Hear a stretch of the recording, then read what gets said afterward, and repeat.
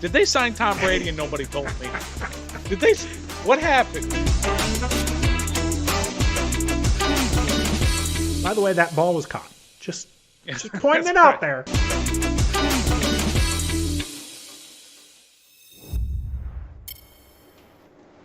Welcome to Ref the District, your DC sports cast.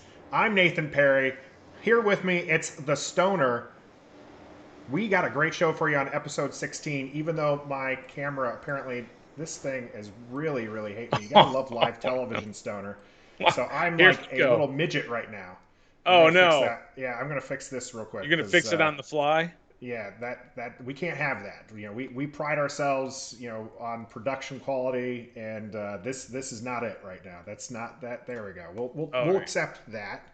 I think we're good to go there. So that threw me off a little bit, but we're happy to be here. So we do stream live every Sunday at 10 a.m., and I mentioned this is episode 16. So let me tell you what you can expect in episode 16. Then we're going to get there for you on what else is in store. So today, during the warm-up, as always, we're going to go over, our DC teams to see how they did during the week. We're also going to talk a little bit on the playoff implications for one of those teams. And in today's game, we're going to go over the Washington football team's schedule. And so we're going to see how closely we can get to our predictions last week without actually thinking about that. We're just going to go game by game. And then Washington football team, the WFT Declassified podcast, you should check them out. If you haven't heard them, please go out and listen to them. They suggested a debate on whether or not Sean Taylor is or was overrated. So we're going to have that debate, DMV Sportscast on YouTube. And we're friends with them on Twitter. Follow them on Twitter. They had this debate. I have it queued. I didn't want to watch it. Same. But yep. So go ahead and go watch theirs as well. And then in the post game, are the Nats done? That's a Stoner special there. He's already he wants to write them off already. So that's what we'll get into today's show. I mentioned, Stoner, that we do this live on YouTube every Sunday, 10 a.m. But that's not only the place you're going to be able to hear us from this point forward. What? That's right. Episode 16 will be our first one that's going to actually be a podcast out in the world. So if you are listening to us on your favorite podcast platform, whether that's Apple, Google, Spotify, make sure that you subscribe to us on there. Give us a review on Apple if you could. And then come over to our YouTube page. Give us a subscribe. Click that bell. And hey, we'll see where we can go from there. Stoner, how you doing? And you're still traveling abroad. This is, I think, your third or fourth show, so this is a nice long vacation for you. Yeah, you can call it a vacation. I'm not calling it that. I'm still working every day, which is nice, right? To be able to be this far away and be able to still work from home, which is awesome. But I got a bone to pick with you a little bit here, Nathan. I've been gone for 3 weeks now, right? What is going on with this whole gas shortage, price gouging, panic buying that's going on? I leave for 3 weeks and everything goes to hell while I'm gone. Well, what's going on over there? It's because when people heard that the Stoner was leaving, it sent everyone into a panic, right? Yeah. That's what happened. No, people are gonna man. You see people. There's people are filling up just the most ridiculous things. Grocery bags. What's the purpose of this? Why are we freaking out about a gas shortage? I imagine it's the same reason why people were hoarding toilet paper the year before. It's like you don't want to get caught, on the toilet without toilet paper. And you don't want to be, having to commute to work, even though I know a lot of people are able to telework, such as yourself, as you mentioned. Like I said, people are going to people. But at no point did anybody say, did any official, government official or private firm official, did anybody say, uh-oh, we're going to have a problem here, right? Nobody said that. So why are people going out and filling up trash bags and I think there's a few media pundits. That's what it was. I think there's a few media pundits who were just like, hey, there's, the pipeline's down, gas prices are going to soar, you're not going to be able to get gas tomorrow. And it just sent people into a panic. And now you have people with, 10 bags of gasoline in their in sitting the in their back. garage.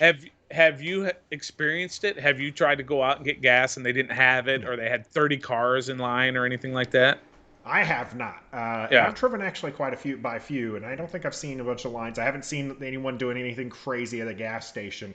Right. So Or we're no very fortunate. fights or Now we anything. did actually happen to gas up earlier that week, and we have reasonable fuel efficiency vehicles, so we don't have to worry about that anytime soon. But All right. Well, I'm going to need you to take care of that before I get back there. So I don't need to have any of these issues when I get back. So I'm putting it on you. I need you to take care of it.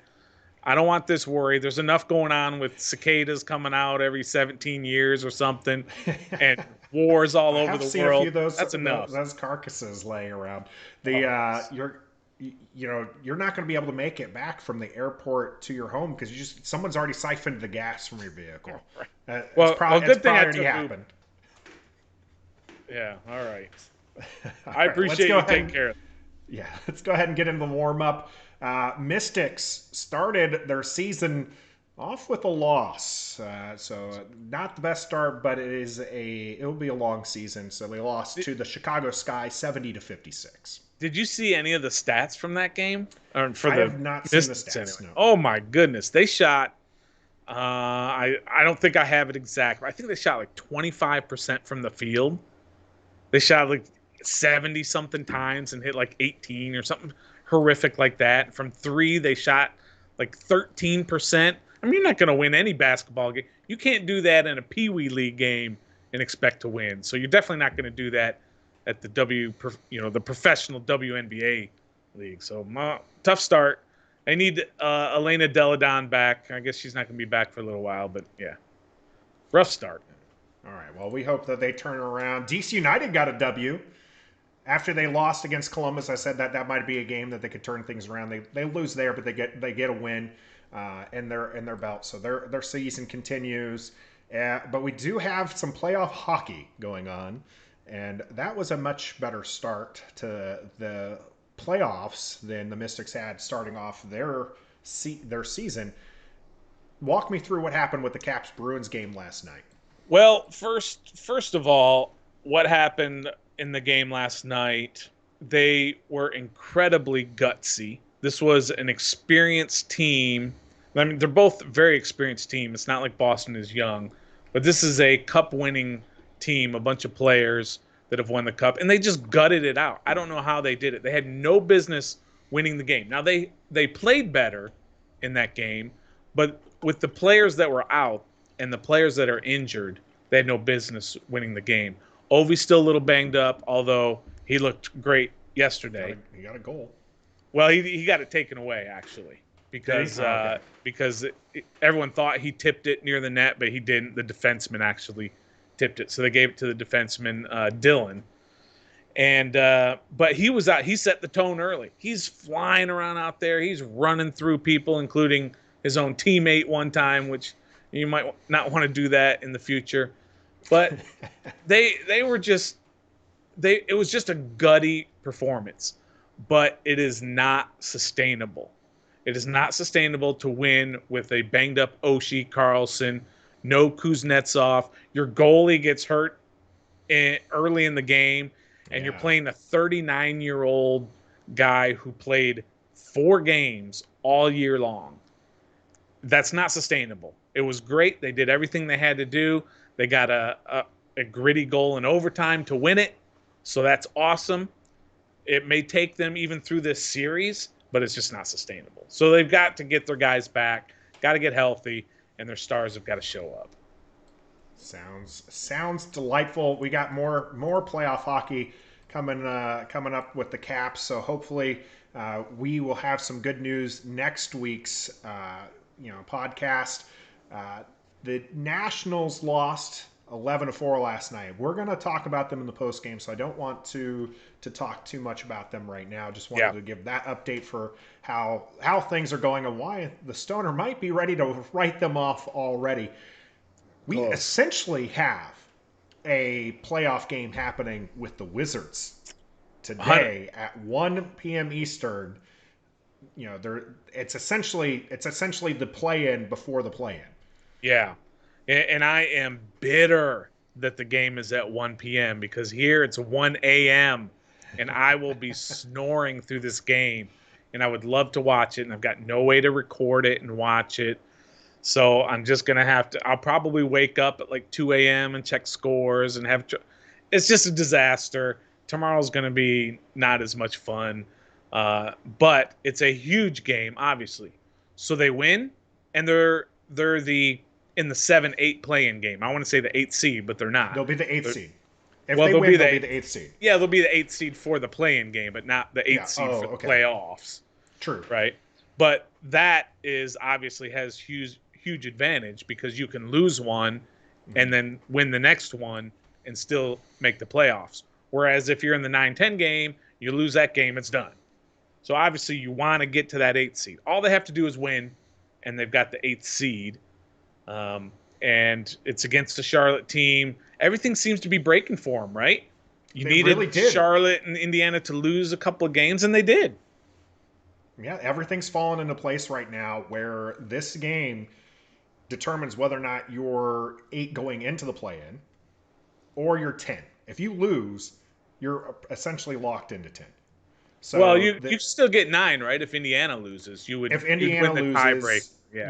But so it's the situation right now. Everything's coming up for the Washington Wizards. Hopefully, we'll see how it goes.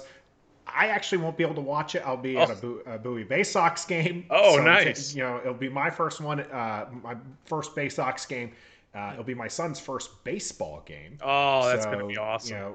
So I think that's a good reason to miss it. This is if weather holds. If weather doesn't hold, then I'll be watching the game. Be at home watching. We'll see. So let me know whether or not, if you're watching live right now, let me know whether or not you want it to be raining so I can watch some potential playoff NBA, or should I go to the Bay Sox game and hope that the sun stays out, or at least hiding behind clouds that aren't raining. So Beal is not playing. Do I understand that he's definitely not playing? I'm pretty sure. I have not seen whether or not he is officially listed as out. Yeah, but they're also missing Neto and possibly Garrett Matthews. So that's your 3 shooting guards that you have on your roster, and they're all possibly not playing in what is obviously an extremely important basketball game.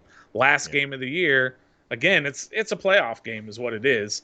You win this one, then you win the next one. You're the 7th seed, which would be amazing. It's potentially a huge boost. The regular season series did not break Washington's way. Right. So lost both games to Charlotte, 114 to 104 and 119 to 97. Now, so they basically got blown out in 2 games. I would argue, though, that those were different Washington teams. Agreed. We'll see how this game goes today. Again, that's going to be 1 o'clock Eastern. So if you're in a different time zone like the Stoner is right now, get that coffee ready. Make it a gutty. You're a veteran. You can gut this out there, Stoner. Yeah. Listen, if it was the actual playoff game, which might be while I'm traveling later in the week, but if it's the actual playoff game, I might do it. I just don't think. And I'll tell you what. Later at the end of the show, I'll tell you exactly why I won't stay up to watch it. 99 times out of 100, I will stay up to watch it. But this just happens to be one of those days where I can't do it. And I'll tell you why at the very end. Okay. Well, that's a tease. Yeah, we'll get that in the post game. For now, we're going to be transitioning to the game.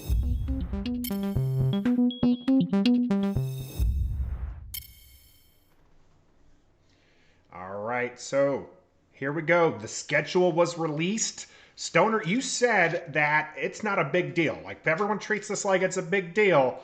And you're like, it's not a big deal. And here we are, second podcast in a row talking about it. Well, listen, the schedule is a big deal. The schedule release is the most overhyped, overrated part of the NFL offseason. But that's why the NFL is king, right? Because they've got everybody hanging on these these releases. They tease a little bit in the morning, and they let one game slip here, one game slip there, and people get all excited. And they do you know that there are actual mock schedules that people put out where they try and predict what the schedule is going to be? I I think mean, even that's Grant from Danny and Grant mentioned it's like it's a Twitter puzzle. So you hear a leak yeah, here, you hear something here, and people start putting it together and filling that's the ridiculous. gaps, and like, oh, well, we know game 14 and this. So yeah, it's a fun thing to go throughout the day. It's complete and utter nonsense. I agree with you in that, but it's fun. It's fun Yeah, nonsense to go through it. You don't think it's fun? I, I like seeing people kind of go through it and stuff, and it's great to be that excited. And you're talking about this is a time where the NHL is gearing up for the playoffs. This mhm. is where the NBA is coming to their playoff scenarios and games really mattering there, and none of that matters because they're here in Washington, people are looking forward to this football team schedule, and that's I don't know, that to me is a little bit hilarious. But you already knew ahead of time who the opponents were. Yeah, You already knew that they who the away games were and who the home games were. Now it's you're just telling me the date of that game. Well, what do I care what the date is if I it's already you're know they're because playing it's at you're home? right. It's not like NBA where you can have a back to back, right? It's not like you can sit there and be like this game is scheduled for Sunday and that game's Monday, so you don't have to worry about that in the schedule. But I think that there is some like if you have like three road games in a row, Yeah. or Cleveland. Have you seen Cleveland's where it's just they play the Ravens, they go on bye, and then they play the Ravens again? Oh, really? So you have some Yeah. things where it's just like, okay, that might change how the record turns out. I mean, You're no right. one would have guessed that Washington football team would end their season with five divisional games. Yeah. That's So that's crazy. just that is a very very odd thing. The dates are important too. You want to know whether or not you have that Thanksgiving game. That's always an exciting one. Yeah. So Yeah, I guess Jazzy so. says she can't wait for the Bucks game. She hates Tom Brady and she wants Chase Young to just, take him just out. take them apart, right? It's just Well, Chase wants Tom too. So yeah, that's true. hopefully he'll get his wish this time. It's a revenge Held game. without a sack. Yeah. Um, I think for those who are season ticket holders like yourself, I think that's important because you can now kind of start planning your fall, Oh yeah, I'm when you're already going to putting go in to for games and all that, leave. Yeah, already leave and putting all in that. leave. I was like, that's a Thursday night game. Okay, then I need to be on leave on Yeah, Friday. yeah, There's a busy week. I know that's going to be in September, so I'm probably just going to take the whole week off because we have the like a Sunday night game. I think is what it is, yep, or it's a Sunday game, but then we're playing later that week, and I'm just like, no, I'm just gonna. I don't want anything to stop me from using these tickets. So, yeah. did you manage the Washington football team had a deal? Okay, they were selling tickets. There was no fees. Did you get in on that? I did not. That I Okay. my situation with the travel and all that just doesn't allow me to kind of lock down that I'm going to go to all these games. So might have to just wait another year or so before I can take advantage of those deals. All right. So So you're going to really hope that I'm willing to leave the boy at home yeah, on some of these games, and you can use his ticket. There might be a few. My wife's kind of a busybody herself, where she might not be able to go. So we'll have you, me, and somebody else joining us for some of these games. So yeah, for sure. let's go ahead. Let's go ahead and All go right. through this schedule. What do we got? Last week, I think you predicted 10-7, Yep, that's what I and I did. went 9-8. I Yep. said 10-7, then I was just like, no, 9-8. So let's go through. We're not going to try to hit these numbers. I'm not going Yeah. to try to pick 9 wins. We're just going to We're look going to at go each game by game. game and see what happens. All right, so you got the LA Chargers as game 1 at home against the LA Chargers. You've got Justin Herbert coming in against Chase Young, of course, right on the defensive side. Offensive rookie of So the year versus defensive rookie of the year. yeah, that's right. So that's a pretty sexy matchup. I think that'll be a lot of fun to watch. I'll start them off, and I will say I think they're gonna get a win here because LA's got a new coach, new offensive coordinator. It might take them time to gel With Herbert, second-year guy now, maybe he's going to take a little bit more time. I'm just going to say they take a W here. Okay, all right. Those are good. Those are good things to think about because I think if this was the Chargers team from last year, then this is a loss. Hmm. So I think that you're right. I think this will be a win for Washington because of those changes they had. Those are significant changes. Hmm. Second year quarterbacks tend to struggle a little bit more. Anyways, that sophomore slump. You've changed offensive coordinators. You've got a Right. new coach and new scheme and everything. So you might see them struggle to put those things together. They did have a decent draft, if I recall correctly. So wouldn't be surprised to see this in the loss column, but I think you're right. First game out the gates, they're going to probably struggle a little bit. Look, if they were playing them game 6 or 7, something like that, I might have a different answer or a different prediction there. But being the first game, I just think LA's gonna struggle a little bit to get that to gel. But I think they're a good team. I think they're a playoff team. But yeah, all right. So we got both got a win there. All right, week 2, first national televised game against the Giants at home. What do you got? Nationally televised game. We all Yeah, know how Washington does during these. This is where true. the But so these I these are all independent events. One doesn't have to do with another. history doesn't matter. Fair History does enough. not matter. So I'm still going to chalk this up to a loss. I think that the Hmm. that Washington has really struggled against the Giants. I think the Giants do have a team, for what it's worth, that is built to terrorize Washington. I think there's a few things in play here where hopefully they can, for the first time, stop Ingram from looking like an all star. Yeah. You know, all pro tight end because he's not. But I think that this is going to be a loss. All right. The Giants have uh, an assortment of weapons on offense that we've talked about before already with their receiving core and Saquon Barkley coming back from injury. But their X factor is Daniel Jones. I don't think he's very good. I like him, but I don't think he's good enough. So I'm going to give Washington the W here. Okay. Well, Jazzy is watching us live on our YouTube channel, and she's commented she thinks it's an easy W for Washington. So yes, please play along if you're watching us on our YouTube channel as we stream this live here on Sunday. Go ahead and comment on the schedule as well. As we go along, which one you think are wins and which ones you think are losses. So Stoner, you're already up to 2, and I've got Yep. 1-1 record. So let's Yep. continue down the All line right. here. Week 3 at Buffalo, your first road game. One of the advantages of this game is that it's in September, October. I don't even know the exact date off the top of my head, but it's week 3. Mhm. So, oh, yeah, September 26th. Sorry. So you're not playing them in the winter in Buffalo. So that's an advantage. However, your disadvantage is that they have a guy by the name of Josh Allen. I am a huge Josh Allen guy. I think he's going to be the MVP this year. So I'm going to give Washington a loss here. Now, by the way, if you'd asked me about Josh Allen on draft day a couple of years ago, I would have laughed at that pick by Buffalo because I I thought think I he think even at was, the beginning of last year, people were like, this uh, guy is not good. He's well, and he had that playoff game.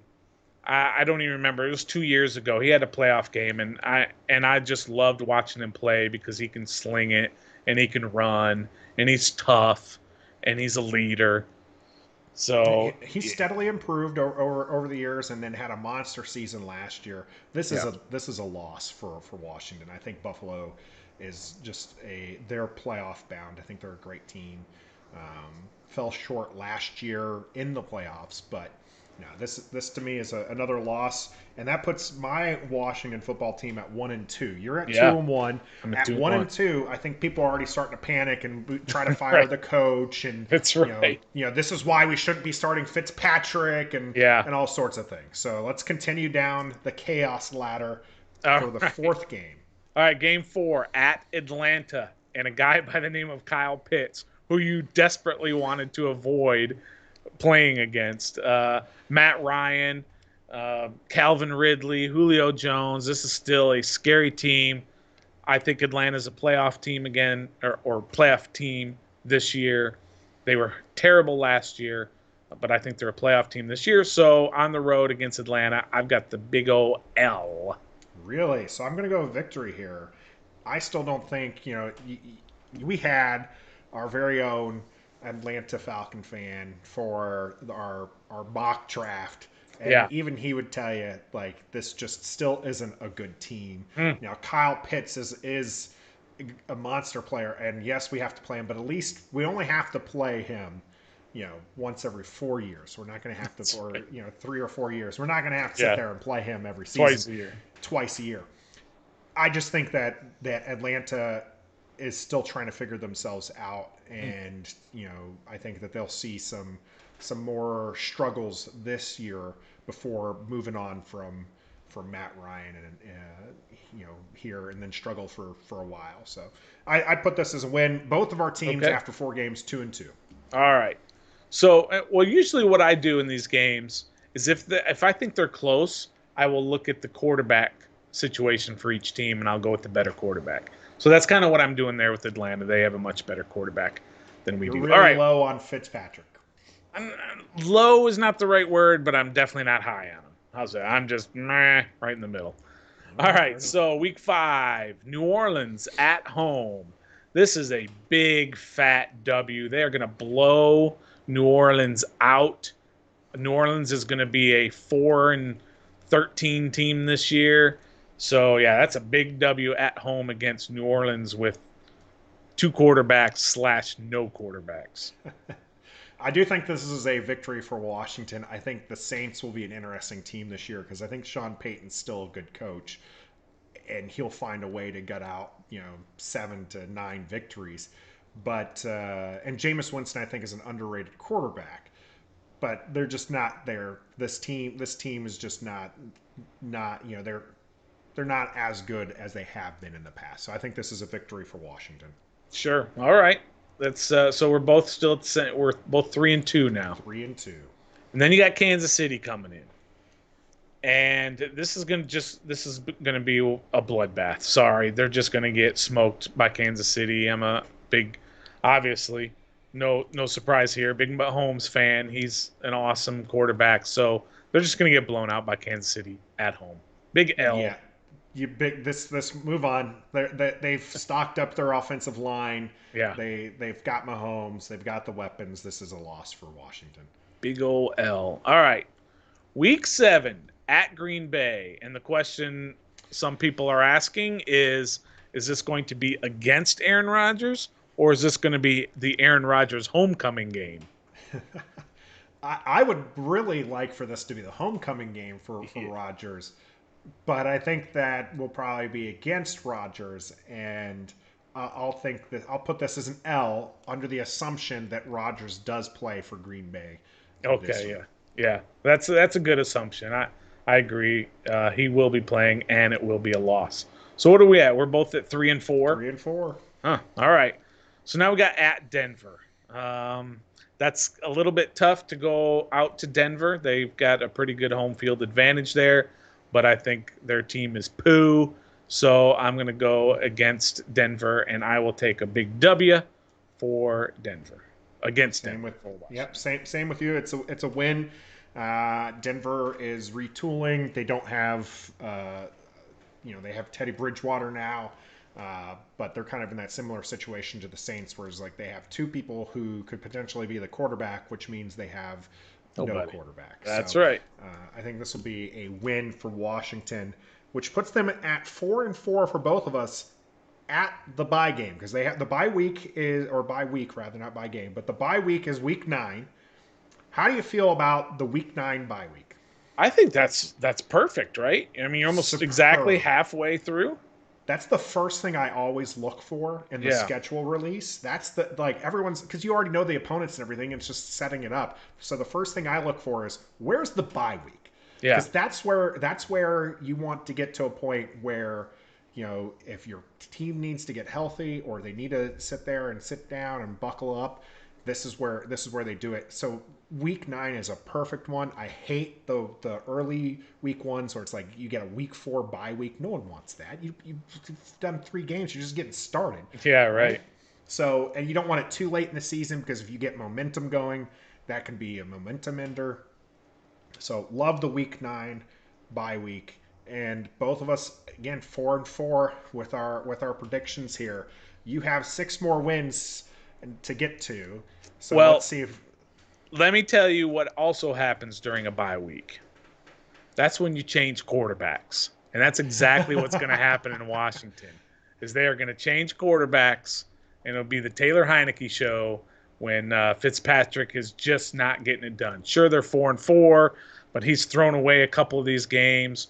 So they're going to switch quarterbacks, get him ready for Tampa. And it's going to be the real rematch against Tampa in the wild card game from last year with Taylor Heineke at quarterback. And they're going to get a big fat W.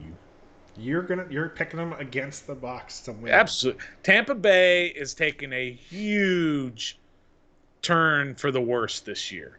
This it's just one of those things to where yes, they won, they got hot at the right time. They've got this great quarterback. All the players are coming back. Well, is it the first time in history that all 22 starters from the Super Bowl team are coming back the next year? That spells disaster. They got a lot of old guys. They're going to be bad this year. And Brady retires at the end of the year. It's over for Tampa. Washington blows them out. Okay. Part Well, that up. yeah, we're gonna have to have this clipped, and we're gonna share it before the game to see. I don't think it's gonna go that way. I think it's gonna go. I think it's gonna be Shocker. a loss. Yeah. I don't think returning all the starters points it to be a bad omen or a bad thing. I think Tampa's going to be a good team. I don't think they're going to be world beaters, right? They did get hot there at the end of the season when they put things together. But this to me is like this is a good team. They're going to probably finish the year with maybe three or four losses. Against Washington won't be it, but I do think it will be an exciting game, and I think it will be close. Again, I think that Washington can put up a fight. So Okay. All right. Very good. Week 11 at Carolina. I hate to pick them to beat Carolina because I have a fondness for the coach of Carolina, my doppelganger Matt Rule. But I don't think Carolina's going to be any good this year because again, I don't think they have a quarterback that's going to do anything good for them. So I'm going to take this as a W for the Washington football team. Taylor yeah, Heineke's getting hot. I think this is another win for Washington. I don't think Carolina's got the goods to beat what I predict is going to be a reasonably good Washington football team. All right, week 12, Monday Night Football. Their one and only Monday night appearance this year against Seattle, at home against Seattle. Usually it seems like we go out there to play Seattle all the time. So I like Seattle. I like Russell Wilson. I like their coaching staff year in and year out. They're a team to be reckoned with. But this is a little bit different year. This starts the downfall for Seattle as well. I like Washington in this game at home against Seattle. Really? Monday Night Football game. I'm picking a loss. Yeah, I It get is it. what it is. It is what it is. Seattle also, I think, is still a solid team. Russell Wilson, like if you're saying that when it comes down to a toss-up, you go with the better QB, you're going to go with Russell Wilson Sure. over anyone on Washington football team's roster. And that's where I think it's at for me. I think that I do think that it'll be a close game, but I think that Washington's going to end up on the short side of this, which will be horrible because I have family in Pennsylvania that are diehard Seahawks fans, and they'll likely be at the game. So no offense to them, but Right. if you were in the DMV, if you're in the district, anywhere around the district, you need to don some burgundy and gold for that Monday Night Football game and go there. Buy all the tickets so they can't get tickets and we don't have to see those lime green Seahawks jerseys for the game. They're going to Okay. be a bunch of 12s at the stadium. That'll be so annoying if you get it 20,012 fans over there. That's one of the ones that I'm taking off Monday and Tuesday for. Right. I won't be at work either day. I want to get there to the game early, and I'm gonna want to be able to sleep in the next morning. By the way, I didn't ask this at the very beginning. The first game is at home against the Chargers. What do you think the fans? Uh, what is the stadium going to look like? Not necessarily away team, home team fans, but are they going to pack the stadium I in the think so. first game of the year? You're going to have 80,000 people there. I think so. I think there's Yeah. a lot of hype for the team surrounding the team right now. There's a lot of excitement, and even though I know a lot of people aren't big fans of the quarterback situation, but I think there's excitement surrounding the team. Okay. And this is the first game that they will have been able to go in person to watch for Yeah. a full season, right? Oh, So there was no games last year that we were able to go see. So this is the first game after missing a season. I think that the fans are just going to be lining out the door to go get there. So okay. All I'll right. be one of them. All right. Awesome. All Jazzy right. says stadium is going to be packed. All right. Okay. I hear you. All right, week 13 at the Vegas Raiders. The Vegas coach, Gruden, sorry, he just slipped my mind. John Gruden is the most overpaid, overrated coach in the history of the NFL. I think they blow out the Raiders, and I think there will be 20,000 Washington fans there because they will have won four in a row, and of course, everybody wants to go to Vegas to see a game. I was last time I was out in Vegas, they were in the middle of building that stadium, and it was pretty awesome to watch it being built. And they've got the nightclub in there, and it looks like an awesome place to go. But Washington's going to come in, and they're just going to pummel the Raiders. I agree that this is a win that puts my Washington football team at 6-6. Your team is currently 8-4 with that Woo! four victories in a row. We are riding the Taylor Heineke Express right now. All right, so now comes the gauntlet. He was injured against the game in the Bucks, so it's like you're on Right. Kyle Allen or back to Fitzpatrick at Probably this back point. to Fitzpatrick, yeah. Maybe Steven Montez by now. All right, so uh, let's see. So now we start the gauntlet of the NFC East, the last 5 games of the year. First one is against Dallas. And by the way, they play the Giants in week 2 and then don't play another NFC East all the way until week 14. Yep. It's just really weird. That's how it works. It's, a, Whatever. it's an interesting schedule. I almost wish that they would have swapped the game that game beforehand. So they finished six games against the division opponents. All I right. wish they would have done that. That would have been pretty neat. Yeah. Ron Rivera referred to this as the round robin tournament. Yeah. This will determine the NFC East. It really, and I believe it. I absolutely do think that this absolutely will determine the NFC East. So let's go through these games. Yeah, it's going to wait till the 13th game until we can finally start looking at who's going to win the East. All right. So week 14 is Dallas at home on Sunday at 1 p.m. Eastern. I'm going to go with a W here. Basically, the rest of the games, I'm probably going to split home, win the home ones, lose the away ones. So I'm going to go with a W here against Dallas. I think it's a win against Dallas. I think that even having Dak Prescott back isn't going to make a difference. I think the Dallas team had a few more holes last year than they realized. They tried filling some this year through the draft, but Washington took care of business last year, and I expect that to continue this year. All right, week 15. It's got to be determined. I guess they're leaving that open for a possible flex game. So week 15, I've got, looking at my record here, I've got Washington on a 6-game heater. And so this is a perfect time for them to come back down to earth. It'll probably be flexed to like a Sunday night game or something, and they'll go into national television and they'll lose at Philly. How's that? Losing at Philly.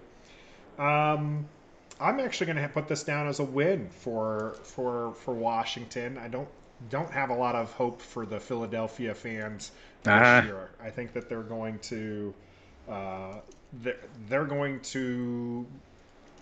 be on the hunt for probably maybe even a coach. That's how disastrous I think their next season might be. Is Yeah. they already be looking for a new coach.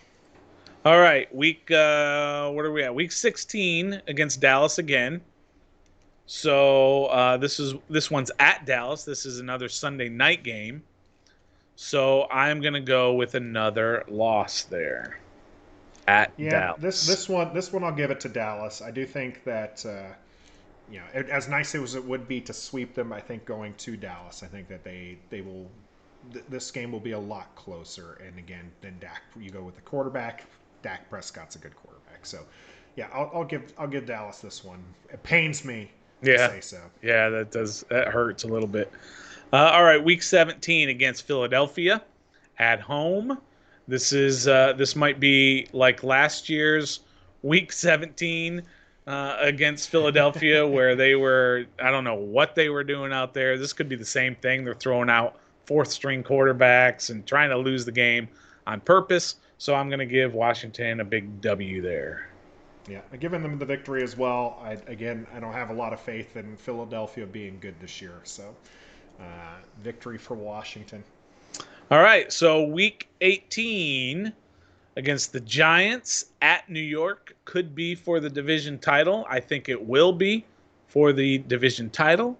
And I think Taylor Heineke leads them to a W, a win right there, Okay. and the division title. Now, I mean, I said before what my prediction was, and now I'm doing this game by game. I have no idea what's going to happen or how they correlate, but all of a sudden I've got them winning division titles and probably going to the Super Bowl. I don't know Well, what's going. you had them at 10-7 before Yeah. we went game by game. What You do I got finished them at now? 11-6. Oh, okay, about the same. So Or what? I'm trying to think right now whether or not I think Washington beats the Giants. So the Washington was swept last year. They did, I picked them to lose the game in the second week of the season. I think that they do come out on top here and at least put themselves in playoff, what I hope is playoff position, All which would right. mean I have them at 10-7, Well, there you go. We which I both had bumped them this at up nine a and game. eight, and so it could go either way. We'll see how this Nice. ends up, but yeah, I think again there's some excitement for the teams, so I'm looking forward to going to the games this season. Looking forward to seeing other fans. I mentioned as we get closer, if you've subscribed, if you're a fan, even if you haven't subscribed, hit us up on Twitter so that way when the games are here in Washington, we can meet up and talk football. Would absolutely love to do that. All So right. because that's where that's where we have this community going on right now, and there's some discussions this week surrounding two players that I just so happen to have both their jerseys behind me. Right. One, was the Kerrigan, what that Washington football fans think, or overrate Kerrigan. That was some good discussion that we had on Twitter. Again, Washington football team declassified podcast started these discussions, and then they went to Taylor, or actually I think it was Taylor then Kerrigan. But Yeah. we are going to discuss the Taylor aspect today. So Yeah. So, well, the WFT Declassified podcast put a poll out there originally, and the poll was who is the best athlete? Who's the greatest athlete for the Redskins slash Washington football team history? And the choices were Darrell Green, Sean Taylor, RG3, and Charlie Taylor. Right? So, of course, what happens on Twitter, it gets all muddled up, and when you start debating, nobody sticks to what the actual point was. So it got moved along out of who's the derailed. best, yeah, derailed from who is the best athlete to who is the best player and whether or not they're overrated. So they asked a few different shows to debate whether or not Sean Taylor was overrated. Not if he was the best athlete in the team's history, but whether or not he was overrated. And before we get into all the specifics, let me give you a spoiler alert. Sean Taylor was not overrated. He didn't have a long career, but when he played, he was not overrated. He was a fantastic safety. Let me ask you this. Here's a good litmus test for you. When Washington put out in 2012, maybe, I think it was, they put out like their 80 best players in team history during their 80 years. I think they started it at 70 and they did it at 80. And of those 80 players, how many of those were safeties? Just maybe a guess. Two. Three. Two is very good. So you had Sean Taylor, Ken Houston, and Mark Murphy. So Okay. three guys were on that list, and Sean Taylor is one of them. So he's one of the three best safeties in the history of the team, according to the team and according to fan voting and however they get to that point. You look at Bleacher Report, and they had something out there that says Sean Taylor was the 22nd greatest Redskin of all time. If you have any argument that Sean Taylor was overrated, I'd love to hear it. Okay. All right. So we know my opinion on these terms overrated and underrated. Okay. So it doesn't mean if I he's don't know, so you tell overrated. me. I don't know. Again, if he's overrated, that doesn't mean Sean Taylor's bad. I don't think anyone could argue that Sean Taylor is bad, but I can see there's arguments for overrated, right? So, however, they're all wrong. They're absolutely all wrong. I think so. Here's the thing when it comes to Sean Taylor, which by the way, I will say this. I did not. I voted for Darrell Green, right? Darrell Green for most athletic. So Agreed. DG is my favorite player in Washington history. I graduated high school in 2003, and so most of his playing years were done. So by the time I started having decent income, I wasn't getting a jersey of his. I had I had some other jerseys to buy. The thing though is with Sean Taylor, is he overrated by Washington fans? No, because if you look at it, this isn't like a Kerrigan situation, who I do think Washington fans overvalue, or also in this weird spot also undervalue. Like he's a consistent person, right? But when you look at Kerrigan in the media, he doesn't get that recognition. Sean Taylor got that recognition. You mentioned career, very short career because his life was taken. But he went to two Pro Bowls. That Pro Bowl clip of him lighting up the punter on a fake punt gets shown yearly.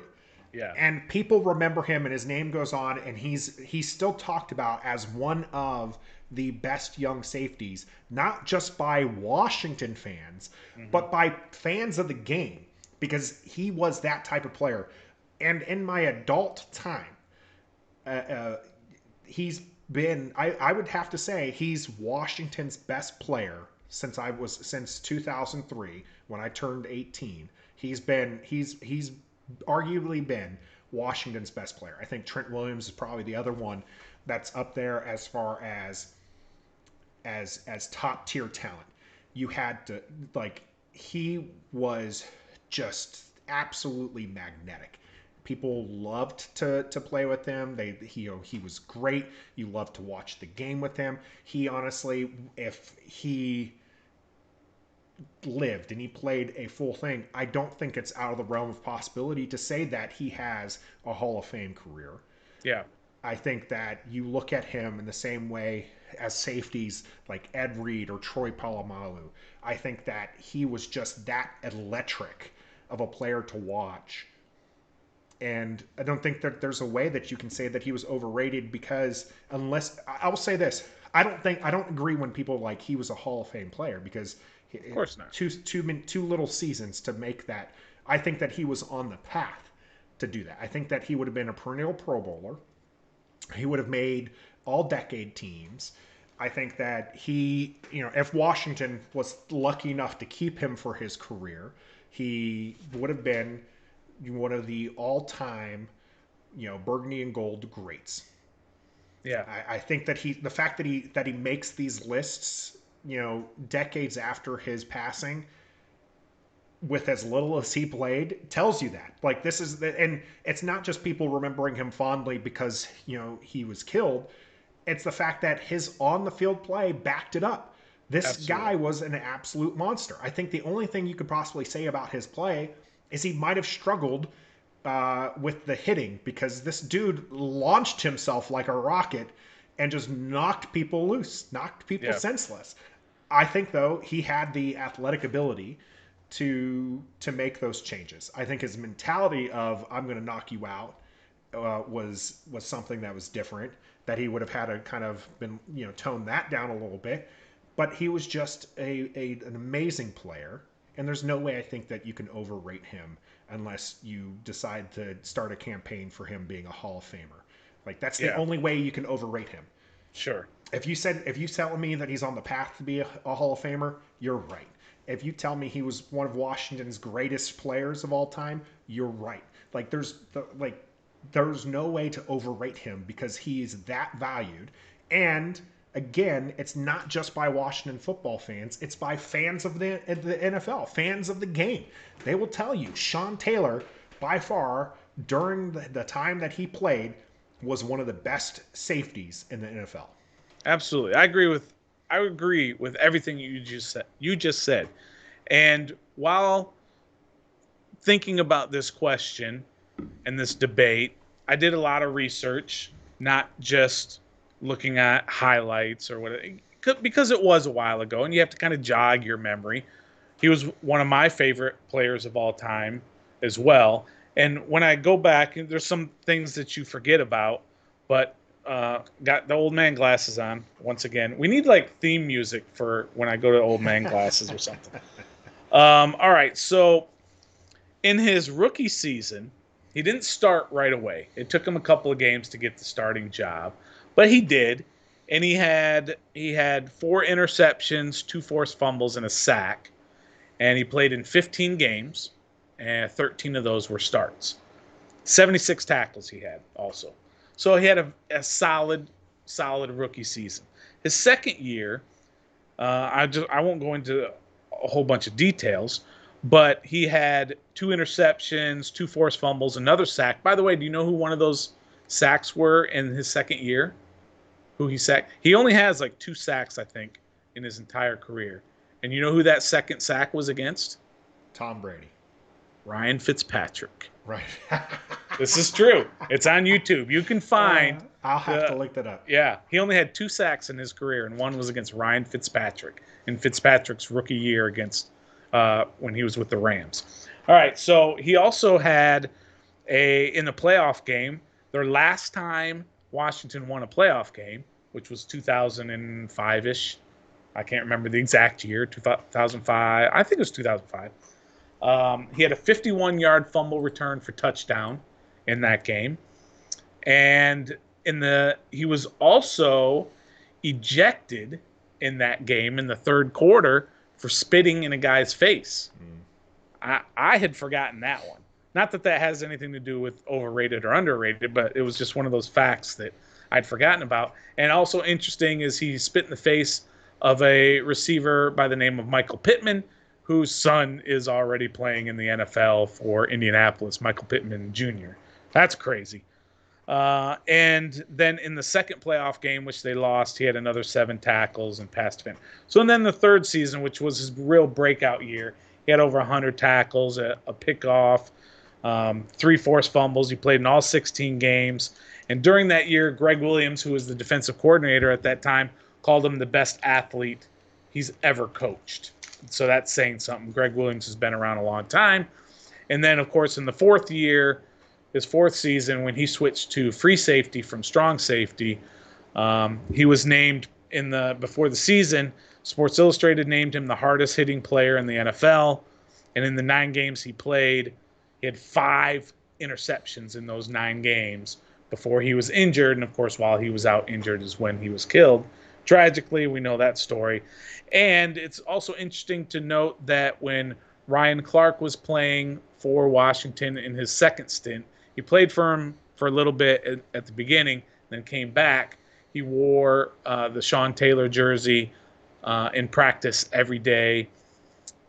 When Sua Cravens played here, he wore number 36 because Sean Taylor was his favorite player. Number. Yeah. When DJ Swearinger was here, he wore Sean Taylor's number also because that was his favorite player. And of course, Landon Collins now wears 21 because Sean Taylor was his favorite player as well. So Sean Taylor made a lasting impression on a lot of safeties that came after him.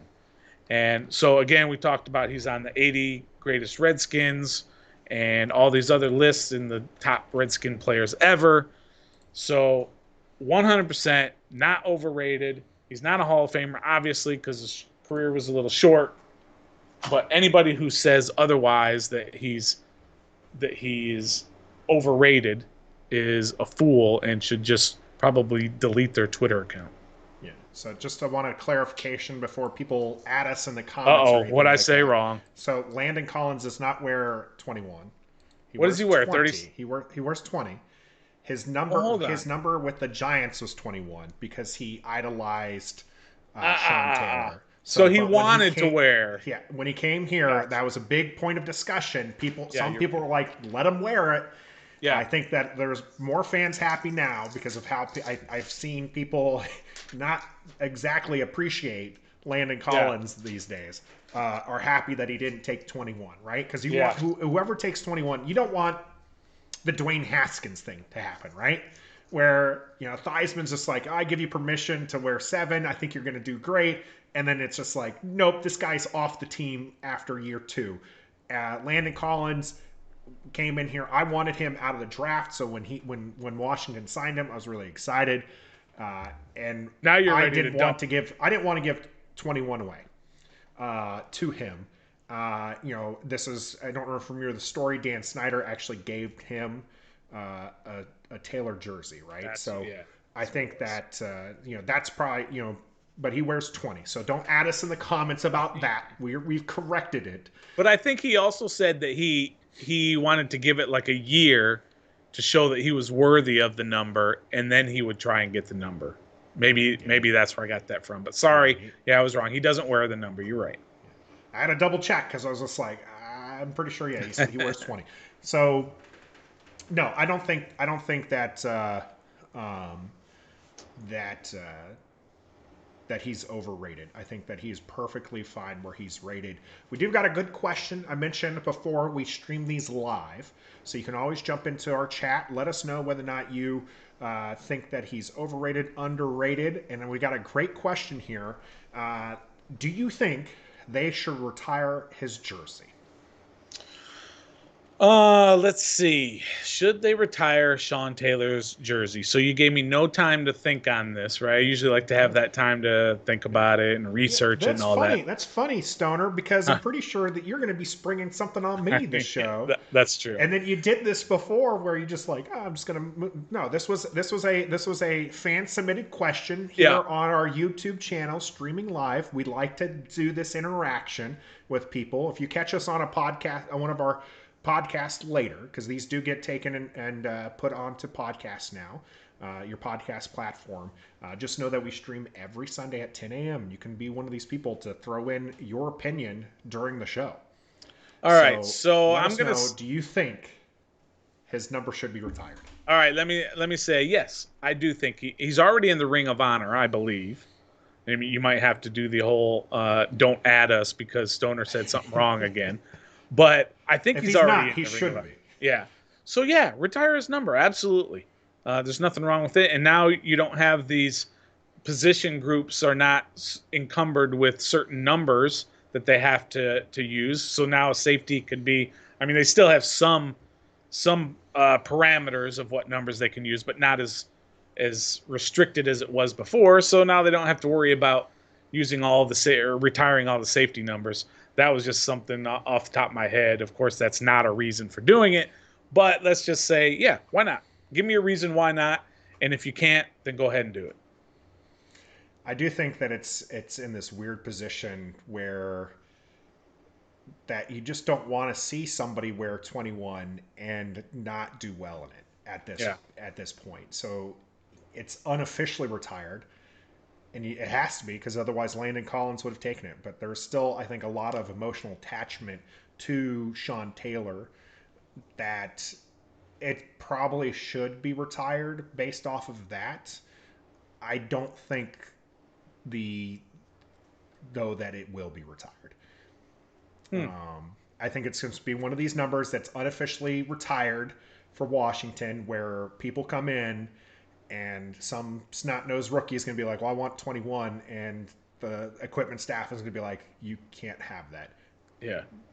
and that's it. I think that's where it's going to be until you get, until you hope to find a player of his caliber, which those, Chase Young might be a player that eventually becomes as beloved as Sean Taylor with his play on the field, um, and you hope for that. And he already got the Defensive Rookie of the Year, Hmm. and so I think that there's potential there. But I think for Sean Taylor, not overrated, and I don't think the jersey's going to get retired. Um, um, Well, you say you don't think it will, but the question is, do you think it should be? No, Your opinion. I think where it's at is right. I think the unofficially retired is no one should wear it again, but it shouldn't be officially retired. Yeah, that worked out well for Theismann, so I can see where you're going there.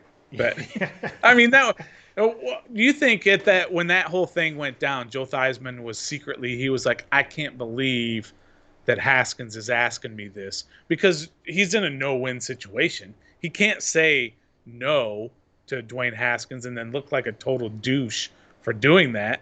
So he has to say yes, and he's watching them out there in the field going, "Oh my God, I can't believe this guy's wearing my number because he's terrible." So he was in a no-win situation. Well, play it out like this. Then do what you said. Landon Collins said he was going to do. Right. Let me be here for a year, and then show you that I can earn this. Sean Taylor, like you mentioned, the number 36. That was his rookie number. Mm-hmm. So if you want to honor him, you wear 36. If you want to take the 21 mantle, play in a different number first, and then if your play is of that caliber, then we can talk about you taking 21. But no, until that happens, Yeah. again, unofficially retired is where I think it should be, until we get somebody to take it over, because you are going to run into a period where we do have these players like Landon Collins is still a young player, Mm-hmm. who idolized Sean Taylor. Yeah. But eventually, 10 years from now, that kind of stuff is going to go away because he'll will be even further removed from his greatness to where people will idolize other players. So you see it in basketball with the shift from Jordan to Kobe to LeBron, and you're going to see that with NFL players as well. So So unofficially retired is where I think it should be. quick question. Okay. Is Landon Collins going to get cut before the start of the season? I think he's too big of a cap hit to get cut. I also think he's too good of a player to get cut. I'm Ooh, not as down on Landon okay. Collins as some others are. I still think the guy can play. Still wanted him out of college. Still happy the Washington football team signed him. All I right. think that there's just expectations that he is a free safety, and he's not. So I know we had some discussion on our chat for a few episodes back with we got our first dislike. Someone didn't like the fact that we said Cam Curl and Landon Collins play the same position. But I'm sorry, they're both strong safeties. Is Landon Collins a box safety? Yes. Is a box safety a strong safety? Yes. So Right. is Curl better in coverage? I will say that remains to be seen. He Mm. played very well in coverage, this last season, but he was a rookie and he was also a seventh rounder, and those are for reasons, right? So you hope that he ends up continuing that play, but we've seen this before. I remember Bakari Rambo looked Oh yeah. pretty good there for a few games in his rookie year, and then he just disappeared after that. So we'll see where Curl's holes are. And if he doesn't have them, then great, we got a steal. I do think we did get a steal. I think that he's going to be a solid contributor, but I don't think Landon Collins is our safety who's being left out, because we're starting with our new signing for Washington football team. We're starting to see a crowded safety room. I think we all know who's getting cut from that room. Right, right. We at least know one of them for sure. Well, all right. So here I'm gonna spring this on you before we get to our post game, real quick here, and Old and I'm man gonna glasses coming on. old man glasses. Cue the music. Okay. So here is I'm gonna play something for you. You ready? Mm-hmm. This is from last week's show. Oh boy. Do some research on Bostic, and you'll see right. he's always like a step late, or he's out of position. So all right. So you challenged me to do some research on Bostic. So that's what I did. I did some research on Bostic. First of all, I can't believe I didn't know this or didn't remember this. Because look, I'm an old man, got the glasses. My memory is just as mush as the everything else going wrong with the old man body as well. He's a Florida guy, so I obviously have to love him. He came from Florida, so all right. So I did all the research. I'm not going through all the stats and all this other stuff. Let me just say, John Bostic is a good player. John Bostic is not a great player. John Bostic is not a bad player. John Bostic is a Jag, but he's the type of Jag you need when you're surrounded by superstars, and he doesn't eat up a lot of salary. John Bostic sticks to this team, has a good year. Don't at me. No. There's my research. Okay, I'm glad. Go ahead and clip that up, Stoner, and put that on Twitter. And we're gonna start this, and we'll see how many people agree with you that Bostic. I think that people will agree with you that he's a Jag, but let's not pretend that he's a good enough player that he's not going to get overtaken by somebody along the way, because he's not this year. He's not. We'll see. We'll see how this year happens. That was the game, folks. All right, we went through this. We went through the season. We came up with our records. Mine was 10-7. Stoner's was 11-6. Let us know what your record was. And was Sean Taylor overrated? Our answer is no. If you got a different answer, please let us hear it. Why was he overrated? Or if you agree with us, also let us know here in the comment section or on Twitter. You can always reach us at RefTheDistrict. Let's go ahead and move into our post game.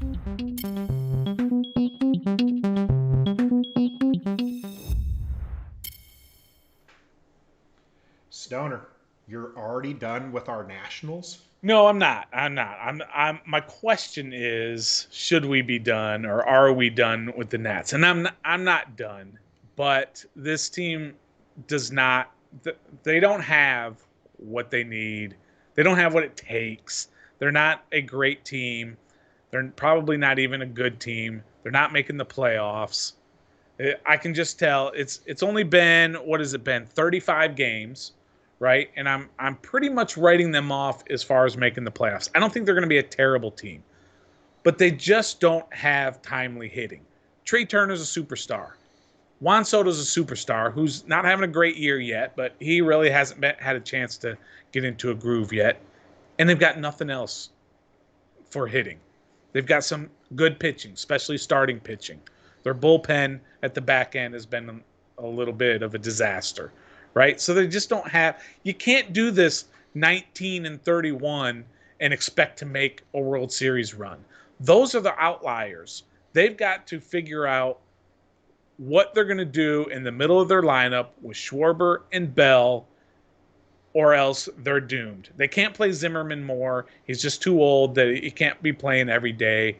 So I'm not counting them out yet, but I'm saying we got the paddles. We might have to get the paddles to them, okay? Because they're in trouble. Out. They're in trouble. Yeah, they're in trouble. I agree, and I think you're right. And I think that's something that for Washington National fans, that I hope that they appreciate just how insane that season was. To be at 19-31, to turn around and make the World Series, and then to win the World Series without winning a home game.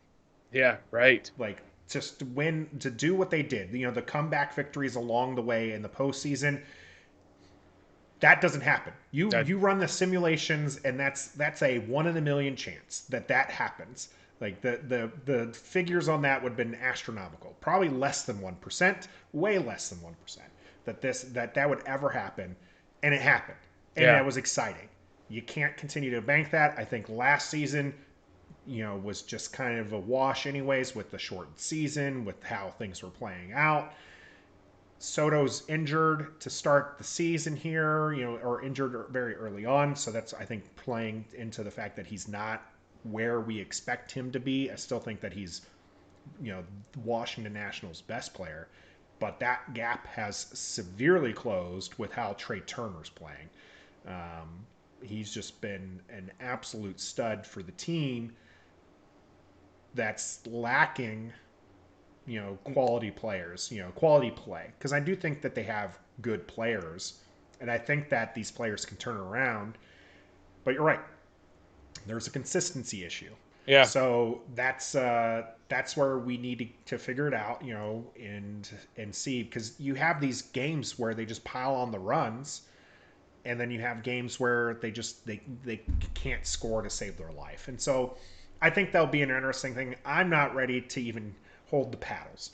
I want to continue seeing them play out. I don't want them to get to 19-31, but they're right on that path. They are.